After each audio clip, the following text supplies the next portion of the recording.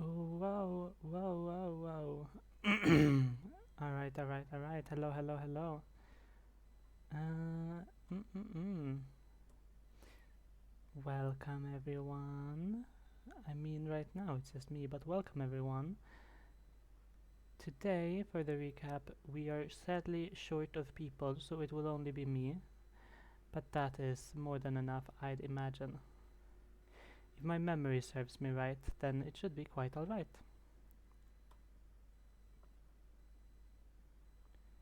And there we are. Some music, wonderful. Oh, where do we begin? Right. Astrid returned, at least the player. Our dearest Lizzie, and together with Elijah against the supervisionary choices of Michael Sager, their boss, she and Elijah went to work and called up a few people from Spooky on the Rocks, a YouTube channel that they had heard about. Before all of this, though, Elijah had returned to the museum, the Magnus Museum. He had brought the book that Michael had given to them the day before, and and with it, he earned himself a story of Mike and what he did to get into the mess of the supernatural, the reasons behind everything in a way. Elijah was shaken, of course, but not discouraged. He continued working hard, and the day after, together with Astrid, they called up the wonderful Vanessa on Spooky on the Rocks. Her and a friend of hers, seemingly at least, named Katie, told them a little bit about the situation, about what they had encountered, and the loss of the Bradster. It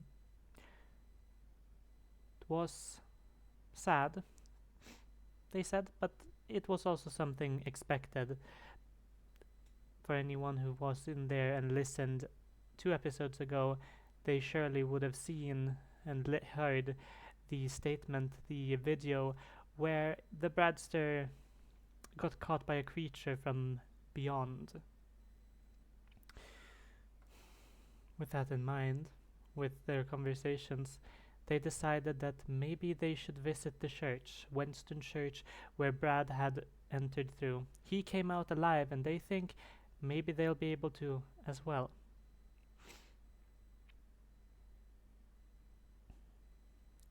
We'll see, though. We'll see. I'm excited to see how it goes for them. Moving on, though, Francesca, during that time, she was talking to what's her name? Anna. She was talking to Anna, discouraging her, trying to get her off the case, trying to keep her safe. However, she does not seem as discouraged. Anna wanted to maybe meet up with Francesca and they could beat that case together.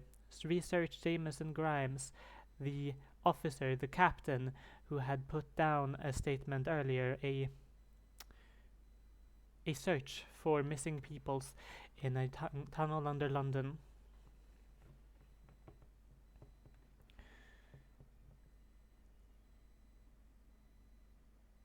After that, she had returned to the police station. I'm a little bit airheaded, I apologize. No, but she did return to the station. She did find some information on Jameson Grimes, and with all that in mind, it seems as if Elijah, Astrid, and Lisa, which they hadn't talked to that whole day, are going to the church while Francesca will be busy talking to Anna. A meetup at her place. Surely nothing bad could ever happen, right? Well, we'll see how it goes. Absolutely. Let's see what I could do.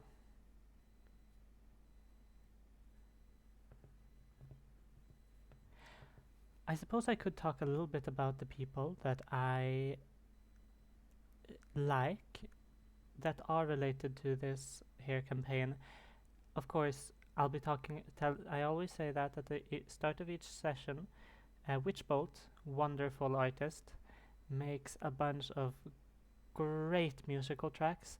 I'm not using all of them because some simply don't fit with this.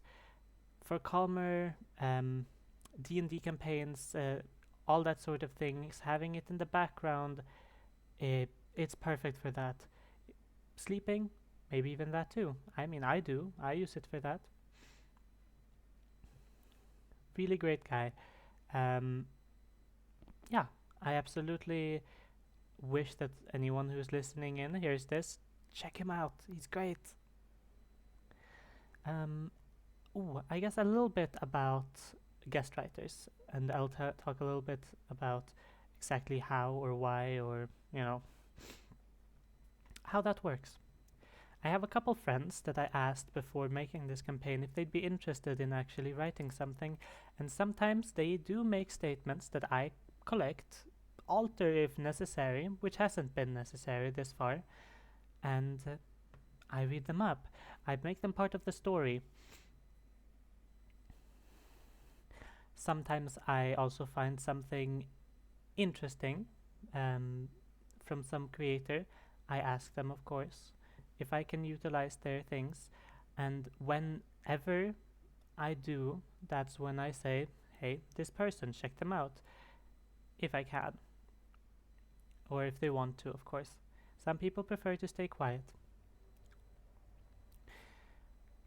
However, many of these statements, unless they're directly requested by me, which hasn't happened, they are going to be world building, story making. It's going to be relevant, of course. The characters are real, but the skeleton of a direction of a plot is going to come from the things I make, more or less. It is the supporting cast in a way. Really great stuff, and I think that whenever I do mention something, I mention a handle for an Instagram, an AO3, whatever it may be, that you should check it out, because they make the people I have in here writing with me are great writers. Now, of course, the grand ones. We have the Rusty Quill. They're obviously the big inspiration for this campaign. Section 31 in let's say this disclaimer, big spoiler disclaimer. Obviously this campaign in itself is going to be a spoiler for the podcast, the Magnus Archives, but this specifically, in their show, of course, Section 31 was a form that you wrote on. Basically, whenever you saw something that you shouldn't have, something like described within the campaign, you write a form, and in a way you're segregated, you're sectioned off. You get all of these supernatural cases, and well, with that, people don't really want to hang around you because strange things happen around strange people.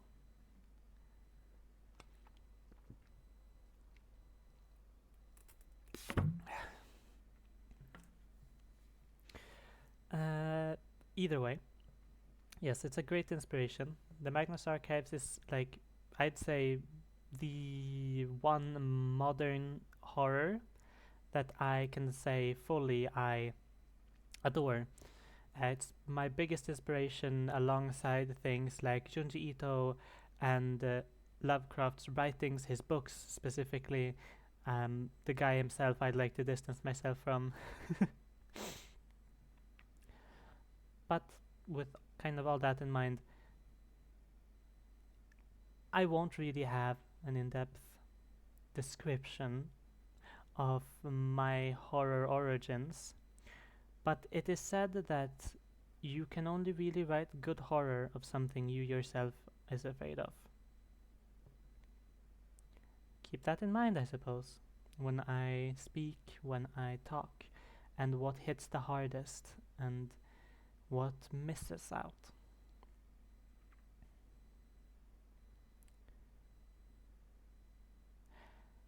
However, I think that's where I'll rest my case for now.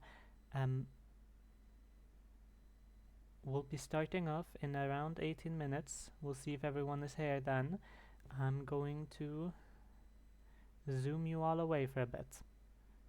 Thank you for listening right now. Adios for a bit.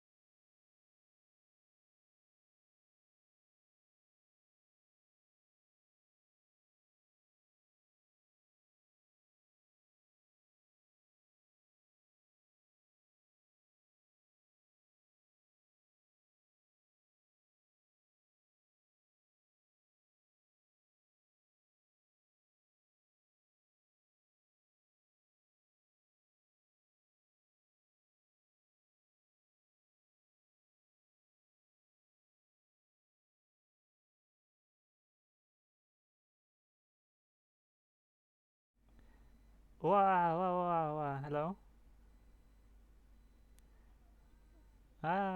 Hello. Everyone is not here, but three of us are. One of us won't be here, and it's going to be a very short session, of course. Not of course, for everyone who doesn't know. Uh, we have a lot of people who need to go very soon. So the idea is, although we have three people here with us, we're only going to be looking into one of them and what was happening with them while they were gone last session. And yes, that is actually the idea. Let me do the thing. Welcome to Section 31, a fan-made campaign based on the fantastic Magnus Protocol and Archives. I'm trying to do from memory. I heavily implore you to listen to both of these as well as any of Rusty Quill's other works. The music comes today, as always, from Witchbolt, wonderful creator, and you should check them out as well. This campaign and the content of this campaign is brought to you by a Attribution Share Alike 4.0 international license. My god, brain. Yeah, and today we have Eris as Eris. Today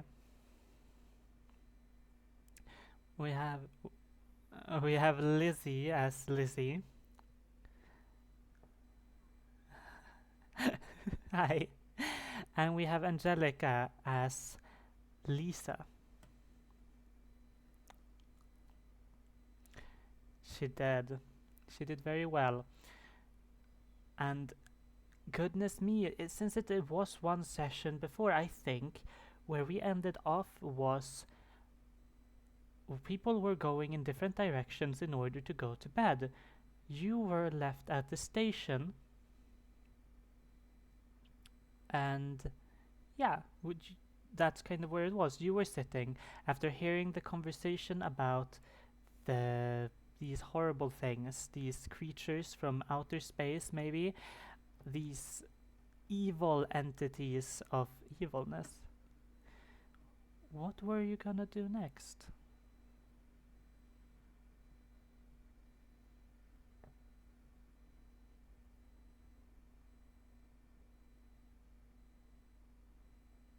The landing.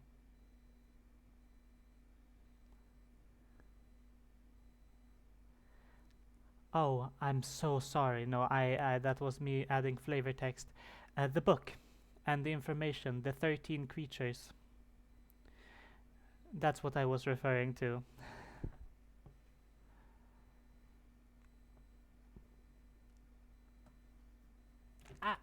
Yep, we do. The infiltration, chamber, night, spite, eye, body, chase, isolation, slaughter, unbelieving, face, everything, and the puppet mistress.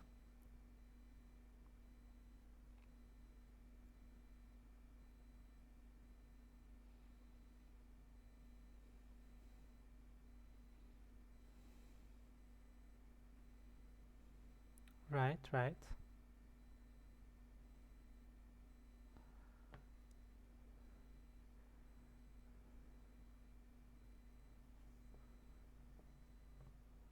You gave the book to Elijah.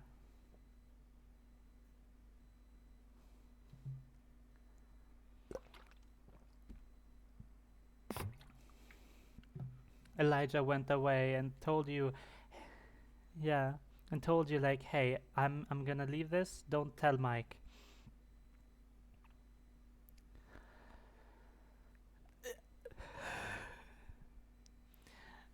Right. But you were gonna read into the face, was it? How?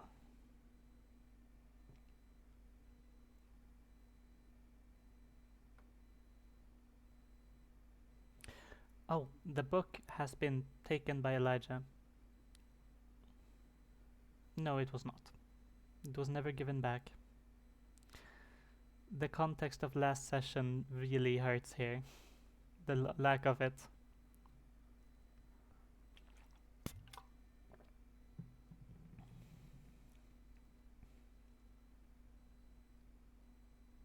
Yeah.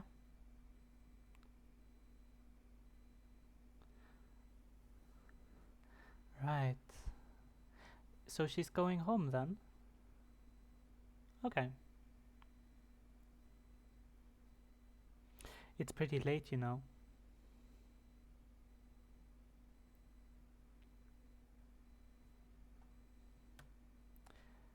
Yeah, that's true. They did. Did you drive?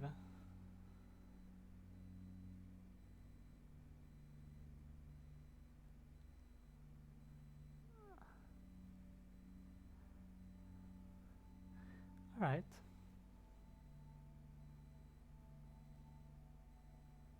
Mm-hmm.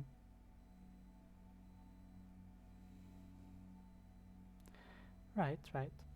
So, after you take a walk to get to the subway, probably, you walk on down there, the clippity clacking of shoes against the flooring leaves an echo that bounces between pillars of stone and people who are waiting for their train. Could you make me a spot hidden check?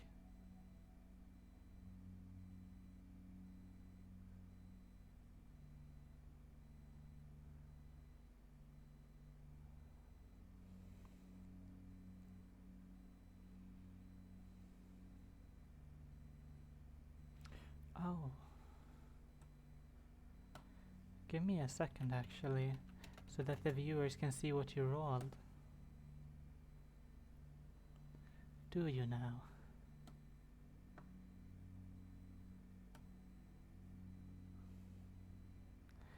Yes.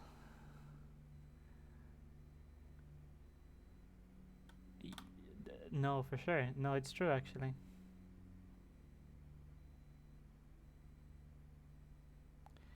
Um,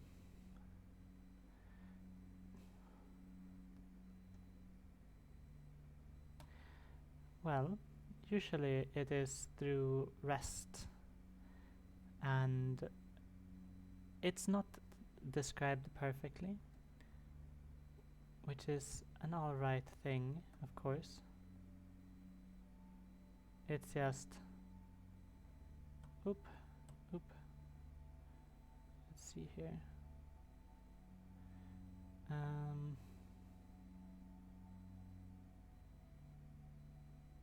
there we go. So, and we scroll up. There we go. Yeah. Extreme success. You're definitely being followed in some sense, some semblance at least. There's people who turn their eyes towards you, and there are folk who kind of move to sit down closer to you when you're not looking. At first, just one person.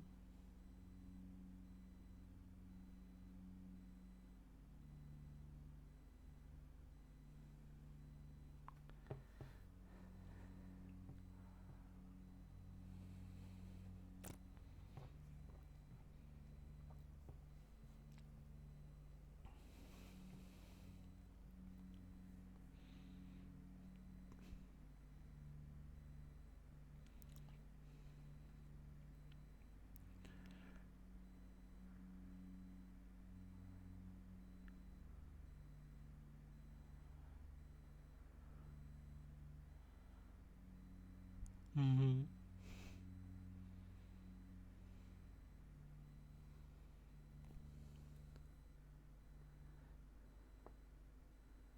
Right, yeah. A way out. The train will arrive in 3 minutes.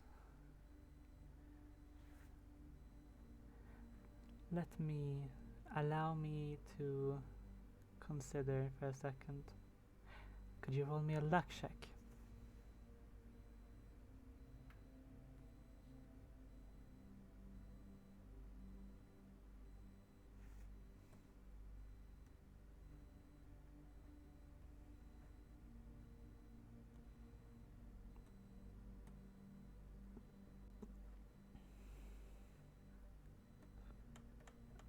Oh my.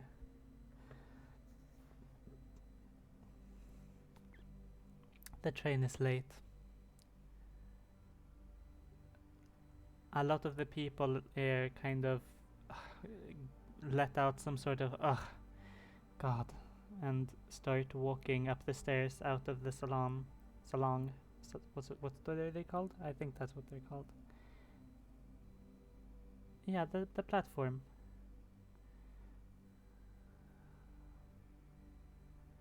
It's just a few minutes. Like not a few minutes. That's wrong of me to say. 15 minutes maybe.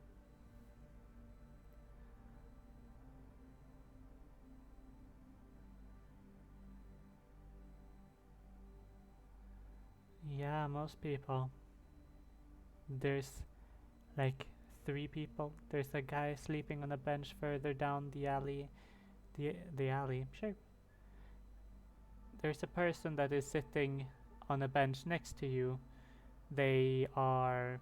They seem to be closer to. Not seem. They are closer to the exit than you. There are some, like, you could continue down the track, and there seems to be some elevators, so on, that lead up to the surface from here. If you are looking for an exit.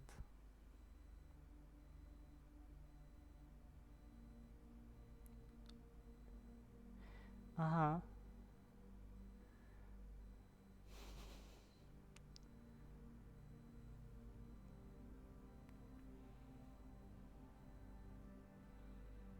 Right.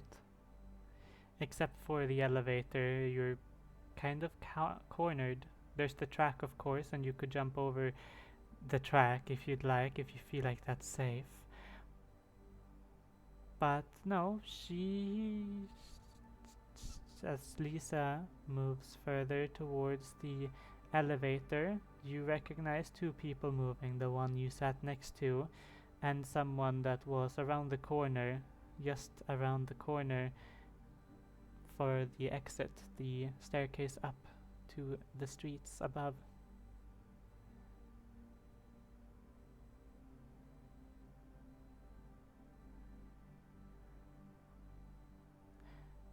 Two people move. The one that sat next to you and someone that was around the corner of the staircase up to the streets.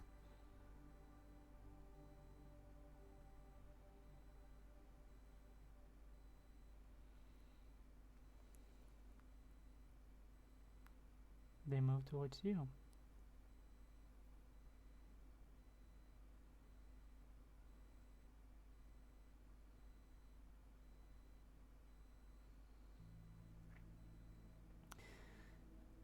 I'm not good with distances, but they would be a couple seconds if they started running towards you.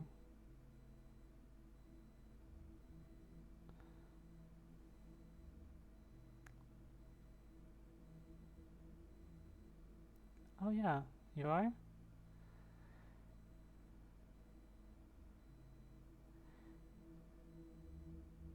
The person that stood around the corner keeps standing, kind of just stands up, looks towards you. Tall figure, covered in clothes, though hard to see who they are. The other figure starts walking very quickly towards you. Could you make me a luck check?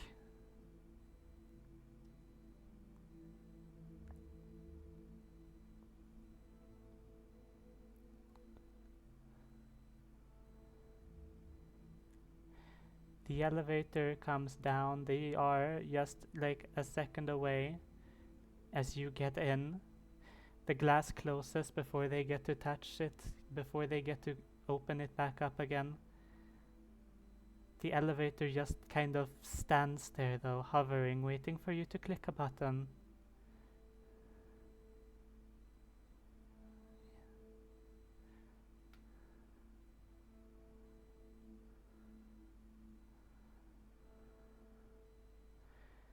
Yeah, platform or above ground.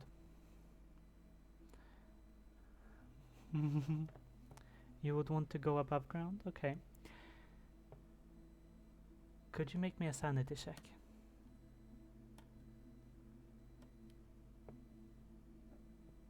You are sane. You recognize that the person, the taller figure, moves slowly towards you, towards the elevator. The person bangs, like actually slams its fist against the glass. It cracks as it starts going up. You recognize the face. You know the face, more or less just because of the imprint of skin and makeup on her blouse. The elevator slowly moves up.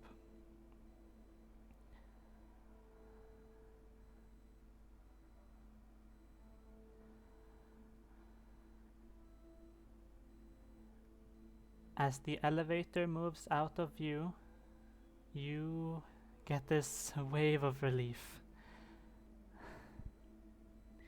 And then it stops. The elevator doesn't move.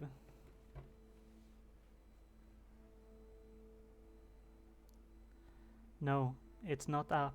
It's not the full way up. It's in the middle. Something's wrong.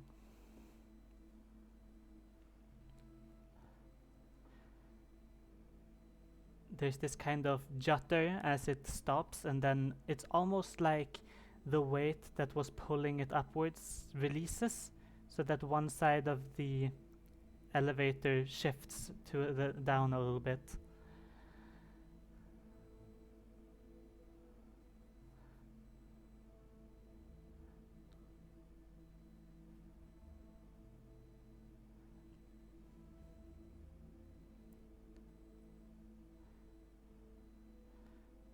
Go for it.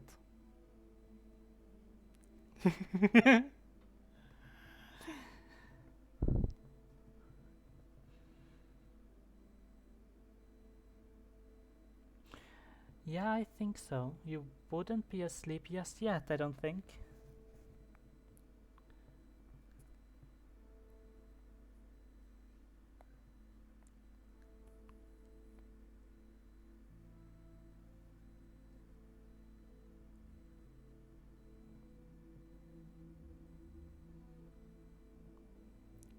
We insert station. The one closest to the police station. Sorry, map. Oh yeah.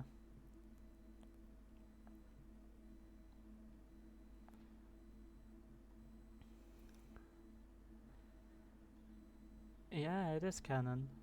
I'd say so.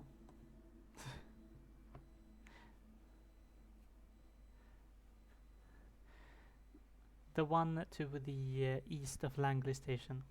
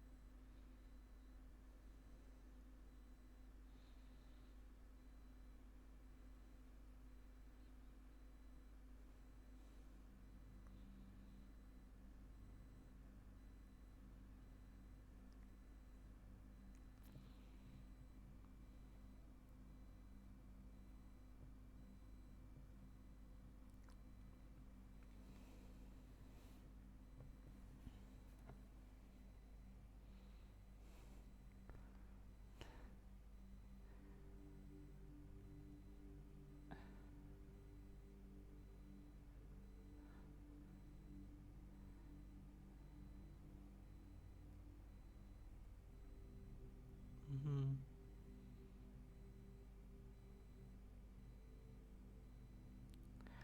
Before you do that, could you make me, both of you, make me a sanity check?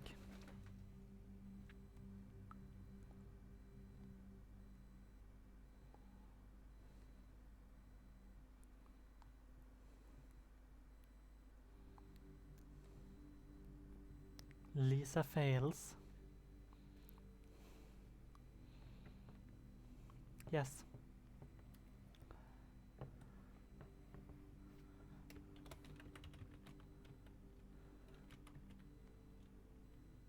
So, Lisa, you take 7 sanity damage.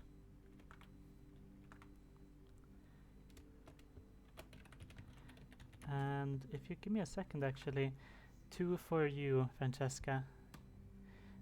I'm gonna have to check up on the rules, because I think this is the first someone actually took enough sanity to go temporarily insane.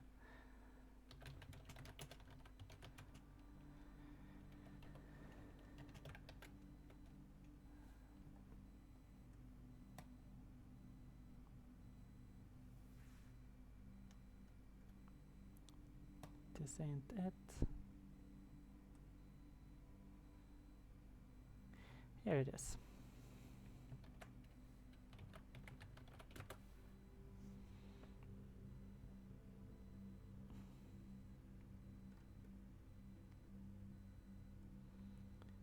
Of course you are.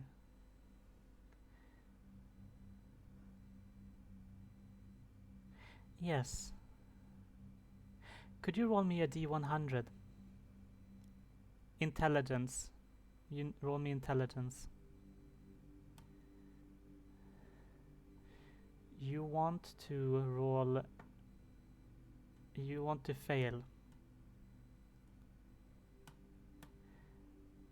Oh. Well. Francesca,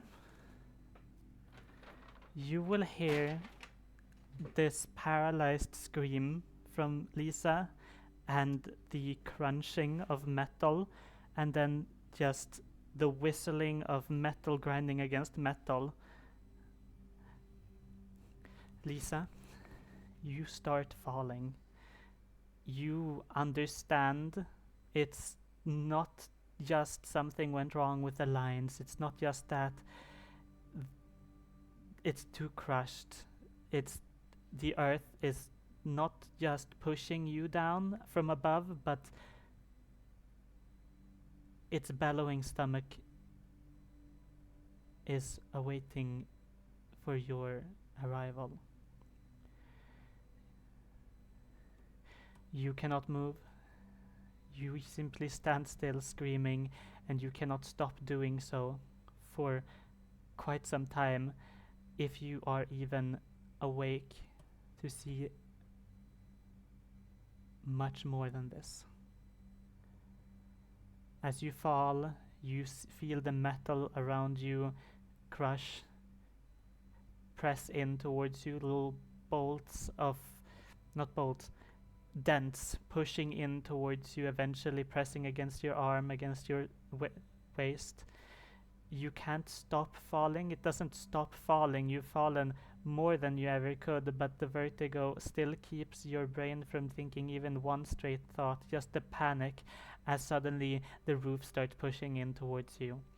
And that's where we'll end your story for now, because we don't have much time today.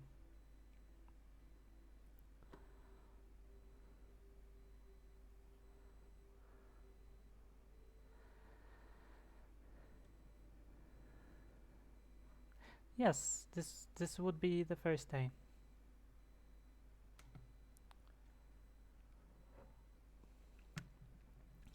This was the first day. There were this day, and then there was another one, and then there was a start to a third one.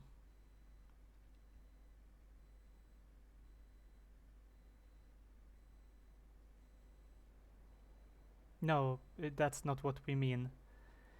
The first day of you being away. It was the evening when Mike told you. That was the first day. The second day was a day free, and then the third day was the day after that. Mm-hmm.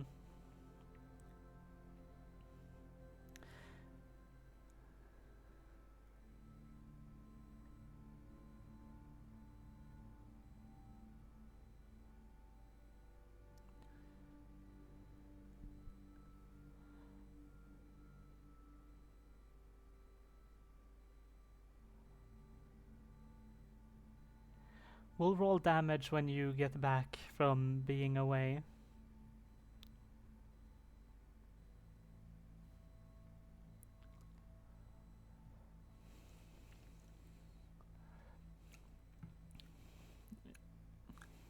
You did some pottery. Oh my god, recap, I missed that. Yeah, Francesca did some pottery. Yes, no, this is an extremely short session. We really don't have the folks around for today, sadly. It was always the plan.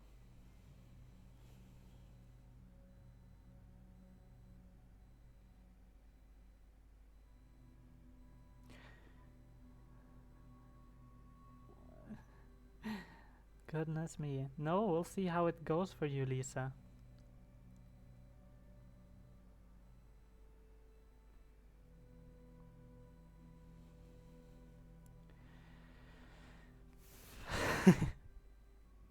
True.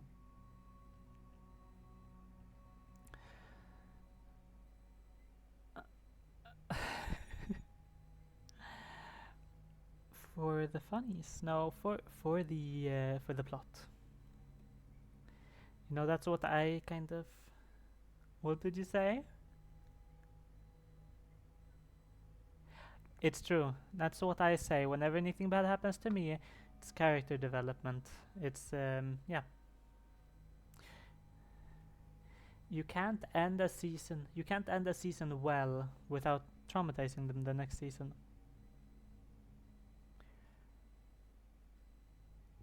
My goodness, it is. No, but I'm really looking forward to play more. I'm sad that we could not play very much today. Though, we had some good ideas that maybe in the future, if people are gone, we'll change, and instead of making an episode fully, we might play some games and pretend to be some characters. My god. My goodness.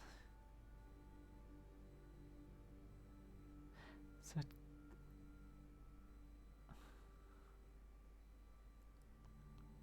yeah, true. No, it would be very fun.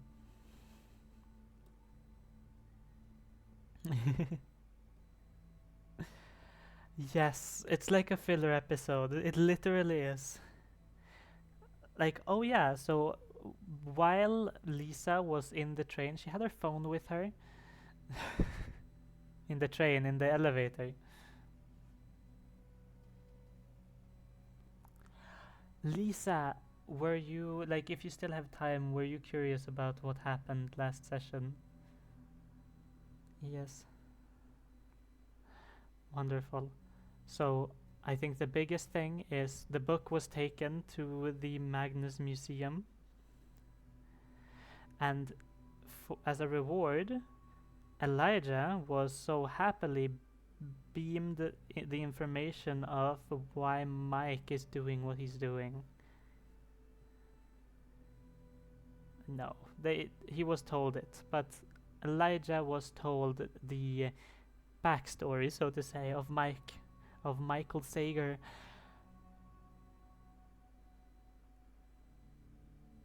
Yeah, I think it is. I think it's just called Mike. Maybe.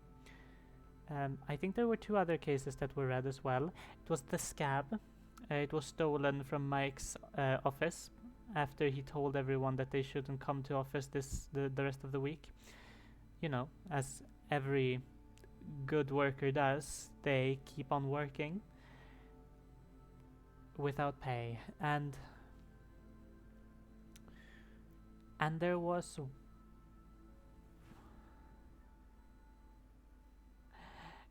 You are already so obsessed, and that's great. That's great.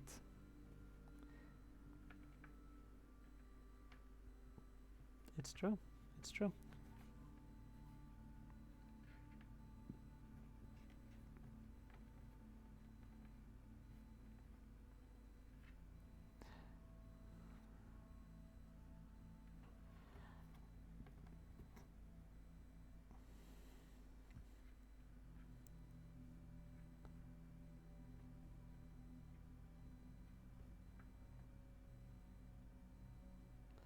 Oh my god, literally.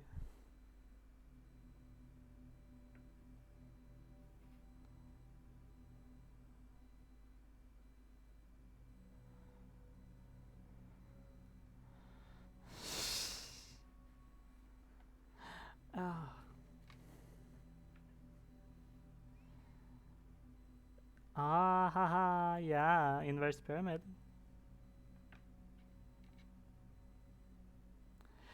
I'm really looking forward to where this all goes. I'm sad that we didn't have much time because I would have wanted this thing to happen a little bit, you know, better with more time, but hey, it is what it is.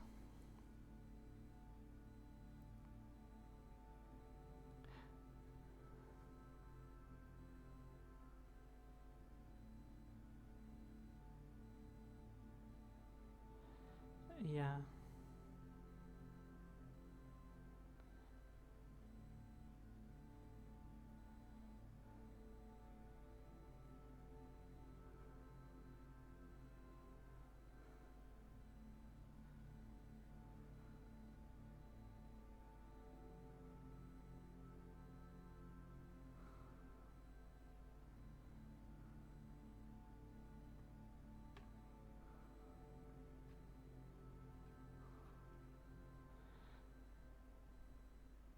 Uh, yeah, actually, yeah. Yeah, yeah, I think so. I think that's when it was.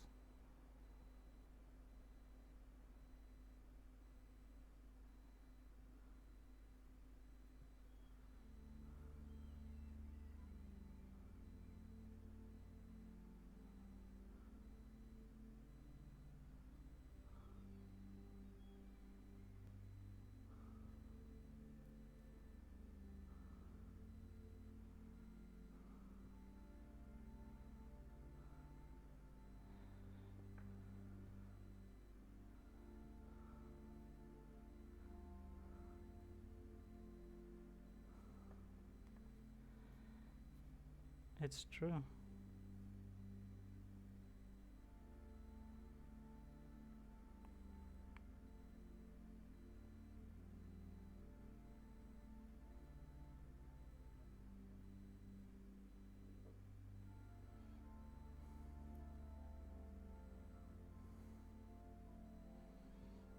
Oh, well, at Claire's.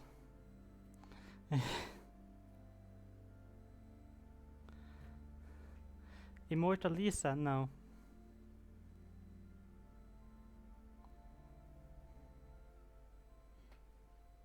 Oh, yeah, yeah, yeah, yeah. That would be so great.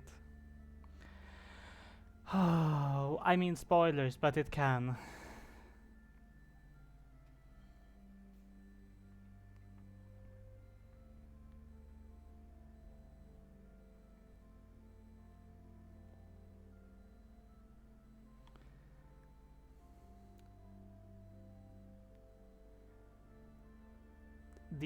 The universal constant,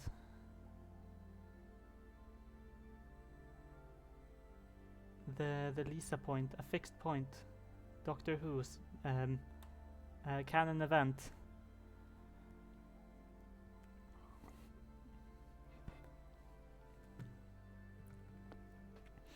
What if Lisa isn't real? What if all of this is just a game that we made up for people to enjoy, including and most importantly ourselves?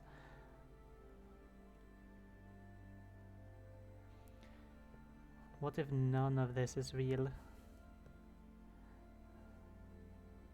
And that's where we'll end everything and everything. Yeah, we'll end the session here. Um, all right, watchers, sweet things. Thank you for listening to section 31, TMA and the Magnus Archives and the Magnus Protocol. Any of the Rusty Quill stuff, love them, watch them. Witchbolt, love him, listen to him. Great, great guy, makes great music. Yes. And Attribution Share Like 4.0 international license is how we bring our content. If you want to take any of these ideas, just yoink them, steal them, credit us, I guess, but most importantly, credit the Magnus Archives. And yeah, you're allowed to do much of what you want with it as long as you, well, publish it under the same license. That's what it's called. Thank you, though. Thank you all, and thank you for the short notice, everyone, that we will be leaving. Next week, we're going hard. Goodbye.